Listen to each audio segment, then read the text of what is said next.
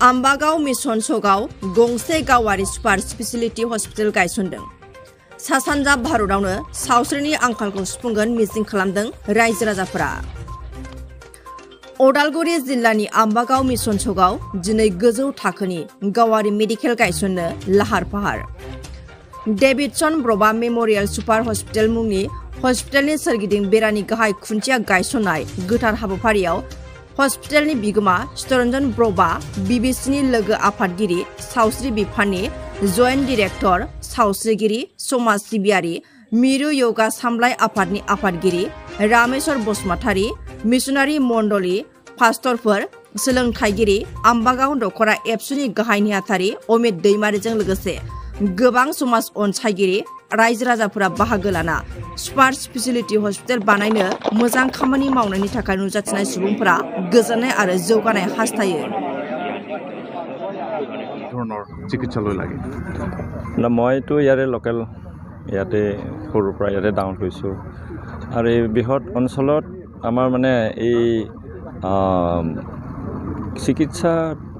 ক্ষেত্ৰত বহুত পিছ পৰি আছিল আৰু মই ৰিটায়াৰমেণ্টৰ পিছত ভাবিলোঁ যে ৰিটায়াৰমেণ্টত নহয় তাৰ আগৰ পৰাই মই ভাবিছোঁ যে এই অঞ্চলত মই যদিও ডক্টৰ নহ'লেও মানে এটা ইচ্ছা আছিল যে এই অঞ্চলত এখন মেডিকেল অনুষ্ঠান হওক শুশ্ৰূষাৰ কাৰণে আৰু প্ৰায়বিলাক এৰিয়া আমাৰ যিটো এৰিয়া তাতে অনেক মানে দুখীয়া মানুহবিলাকো আছে বেমাৰ আজাৰৰ মই অৱশ্যে ডাটা এতিয়ালৈকে মই পোৱা নাই হ'লেও মই ভাবোঁ যে যথেষ্ট অভাৱ হৈ আছিলে মেডিকেল লাইনটো বা চিকিৎসা ফালৰ পৰা আৰু মই এইটোৱে ভাবিলোঁ যে যেহেতু সমাজৰ কাম কৰিবলৈ কিছুমান ইচ্ছা আছে বাৰু কিন্তু যদি মই ডক্টৰ লাইনত নাই তথাপিও মই ভাবিলোঁ যে এই কামটো কৰিলে ভাল হ'ব নেকি ৰাইজৰ উপকাৰ হ'ব ইয়াৰ পৰা বহুত দূৰলৈকে যায় টকা পইচাৰ অভাৱত বহুতে চিকিৎসা ল'ব নোৱাৰে আৰু যিমান আমি পাৰোঁ মানে ডক্টৰ ৰামচিয়াৰী তেওঁ মোক এনকাৰেজ কৰিলে ডক্টৰ বাপন তেওঁলোকে সকলোৱে মিলি আমি মানে আগুৱাই যাম বুলি ভাবিছোঁ আৰু আপোনালোকৰ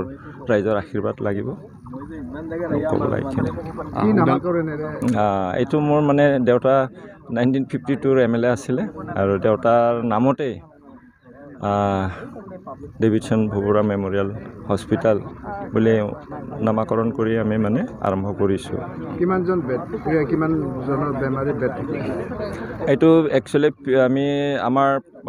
প্ৰভিজনেল চাৰ্টিফিকেট যিটো NOC মতে 50 বেডেড হ'ব 50 বেডেড মানে উন্নত ধৰণৰ আপোনালোকে চিকিৎসা আমি যিমান পাৰোঁ চেষ্টা কৰিম সকলোৰে সহযোগিতাটো লাগিব কিন্তু এটা কথা উদালগুৰি হিচাপে মানে ইয়াত মানে কেঞ্চাৰৰ বেমাৰ আটাইতকৈ বেছি হয় ইয়াৰ কাৰণে মোৰ ডাটা হাতত নাই তথাপিও ভাবিছোঁ সকলো ফালৰ পৰা আমি ছুপাৰ স্পেচিয়েলিটি হস্পিটেল হ'ব যেতিয়া সেইবিলাকো থাকিব অনুষ্ঠান থাকিব ডক্টৰবিলাকক আমি যিমান পাৰে ভাল ডক্টৰে আনিবলৈ চেষ্টা কৰিম আৰু এইটো সমাজৰ কাম বুলি আৰু আগুৱাই যাম আপোনালোকৰ সকলোৰে আশীৰ্বাদ লাগিব ৰাইজলৈকে জনাব তেওঁলোকক আহ্বান মানে মোক যিখিনি পাৰে সহযোগিতা কৰক তেওঁলোকৰ ব্লেছিংছ লাগিব আশীৰ্বাদ লাগিব আৰু অকলে কৰা বস্তু নহয় এইটো বহুত ডাঙৰ প্ৰজেক্ট গতিকে সকলো ফালৰ পৰাই আমি আপোনালোকৰ ৰাইজৰ আমি আশীৰ্বাদটো বিচাৰিম সহায় সহযোগিতা লাগিব থ্যাংক ইউ जि नैबे आम्बागाव मिशन सक बेयावहाय मोनसे डेभिडसन भबरा मेमोरियल हस्पिटाल बेखौ गायसननो थाखाय जि थि खालामदों दिनै जोङो जि लाइखुन्थिया गायसननाय हाबाफारि बेयावहा बाहागो लाफैनो मोननानै आम्बागाव दखरा एबसुनि जानानै गोजोननाय मोन्दों आरो जोंनि ओनसोलाव बेबायदि जि मोनसे गोजौ थाखोनि हस्पिटाल जोंनि गेजेराव जों मोननो हादों आरो बेखौ जाया माने बानायनो थाखाय लाहार फाहार खालामदों बिथांमोना जाहाथे मोजाङै जाफुंसार होनो हायो आरो बियो जोंनि ओनसोलनि थाखाय जोबोद माने मोजां होननानै जों बुंनो हायो मानोना जोंनि बे ओनसोलाव उन सिगां बेबायदि गोजौ थाखोनि हस्पिटाल जों मोननो थाङाखै आरो माने जायखिजाया गिदिर माबा मोनसे बेराम जायोबा जोङो गुवाहाटी तेजपुर बेबायदियाव थांनो गोनां जायो बेयावहाय जोङो आम्बागाव दखरा दुलाराय बर' फरायसा आफाद हिसाबै जों स्टुडेन्टस अर्गेनाइजेसन हिसाबै जोङो फोरमायनो नागिरदों रायजो राजानिसिम जाहाथे बे हस्पिटालखौ बानायनायाव साफ्रोमबो मदद आरो हेफाजाबखौ जोङो होनांगौ आरो जोंबो जोंनिफ्राय जेसेबांखिनि हायो जोङो जेब्लायबो जों हेफाजाबखौ होलांगोन आरो जाहाथे बे हस्पिटाला मोजाङै जाफुंसारथों होननानै जोङो आफा इसोरनियाव जों आर'ज गाबदों आरो आंनि बुंनायखौ आं बेखिनियावनो फोजोबबाय गोजोन्थों। आच्चा दिनै नैबे आम्बागाव एरियायाव डेभिडसन भबरा मेम'रियेल होननानै हस्पिटाल मोनसे खुन्था गायसननाय जाबाय। बे जोंनि एरियानि लागै बे मोनसे गोग्गाथाव बाथ्रा आरो जोबोद रंजाथाव बाथ्रा। जाय बेक्ति बिथां चित्तरन्जन भबराया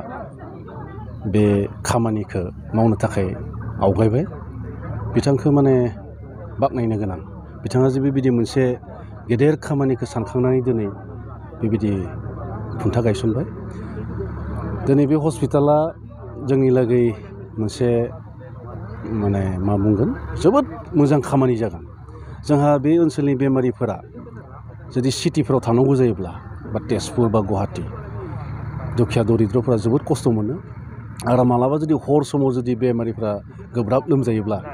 माने लामाफोरावनो बिदि जिउ गारनो गोनां जायो। खिन्थु जोंहा बे जुदि जायगायावनो बेबायदि हस्पिटाल मोनोब्ला मोनसे सुपार स्पेसिलिटि हस्पिटाल मोनोब्ला जोंनि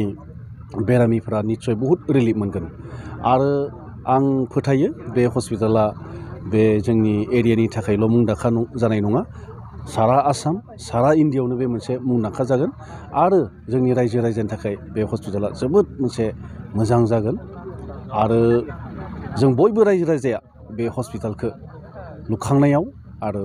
दावगालांनायाव जों हेफाजाब होनांगौ बेनिफ्राय बेखौ आं खावलायनाय थाबाय। बेसेनोसै गोजोन्थों। Thank you. दिनैनि बे 16 एप्रिल बे दिनैनि सानावहाय आं मोनसे खोथा बेखौनो बुंनो सानदों जे जोंहा बे भबरा सारा सिगांनिफ्रायनो बियो DFO लेभेलनिफ्रायनो समाज बिथिङाव बिराद मोजाङै बे खामानि मावबाय थाग्रा मानसि आरो बिथांनि गोसोआ बहुत उदार गोसोनि मानसि आरोखि। बिथाङा एकदम गोग्गो गोसोनि मानसि। बिनिखाय बिथाङा जे बे खोथाखौ साननानै जे मावनो लादों बेवहाय आंहा बिथांखौ आं जथेस्थ' धन्यबाद होनो गोनां बे खोथायाव। दा गतिके आं बिथांखौ मिथिखागौ जे जोंनि सुपार हस्पिटाल बेवहाय बानायनो थांनायाव बे मोजां खोथा। मानो होननानै बुङोब्ला जोंनि रायजो राजानि थाखाय जनहाधारननि थाखाय बेबायदि सानग्रा सुबुं रावबो गैया। बेबायदि थाखा फैसा गोनां मानसिया जथेस्थ' दङ, कररपति मानसि दङ, नाथाय रावबो आवगायबोआ। दिनै धरिलक बे मानब सेवानि थाखाय बिथाङा जे आवगायबोदों बेखौ आङो धन्यबाद होदों आरो बिनि थाखाय आं बिथांजों लोगोसे सिगाङावबो लोगो मोनलायखानाय दाबो दङ। गतिके जोंबो BTR सेन्ट्रेल जग समितिनि जानानै जोंबो जेसेबां हायो बिथांखौ सहाय होगोन होननानै आंनि गोसोनिफ्राय मिजिंथिनाय दं।